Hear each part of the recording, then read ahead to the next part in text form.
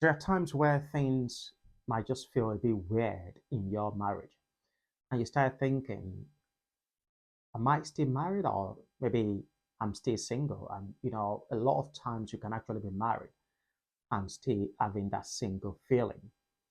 Now, there are some things I'd like to kind of highlight today. Obviously, this is going to be the part one of of how to kind of discover that you are dating yourself, in your marriage. This could be a combination of several things, and obviously I'm just going to explore two today because of time. I just want to make this as short as possible. Number one is when you always initiate things yourself. You are always the one that initiate things. You initiate going out, you initiate holiday, you initiate literally everything in your marriage. You initiate, you bring ideas and all of that, but your partner is not actually doing nothing. Or even when you bring these things up, they're not actually interested. They're not showing any sort of interest in it. Like, and that can actually be draining in your marriage. Sometimes this could be the attitude of the person. It could just be the natural attitude of the person. And sometimes it could just be that they are not just interested at all in that marriage. Or what I'm trying to say is that's not enough to make a conclusion. However, that's where communication state comes in, where you need to kind of talk about it and see and find out what could be wrong actually. You see, because a lot of times we can't just conclude, okay, yeah, the person is not just interested in that marriage anymore. However, it could just be all about having that communication and sorting things out right there and there. And that's it, that could actually sort things out. But if you always initiate things in your marriage, you need to kind of look into that attitude with your partner and then kind of understand what is wrong, what is going on, how can you address, like, can we talk about anything, whether there is a major issue or something like that that you need to address? So that is another thing, I mean, that you need to kind of, look into as well. That's another area.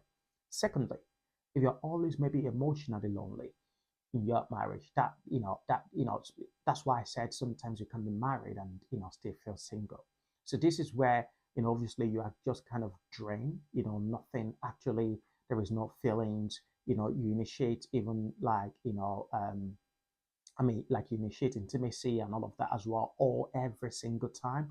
So that can be quite draining. So it could be maybe, maybe there is a sort of disconnection there, and you need to kind of find out what the problem is as well.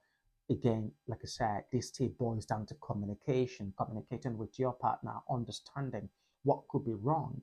And, when you kind of make it as a sort of norm without addressing it, it keeps building up, it keeps growing to I mean, to such an extent where like both of you will just lose interest in that marriage totally, and you end up going your separate ways.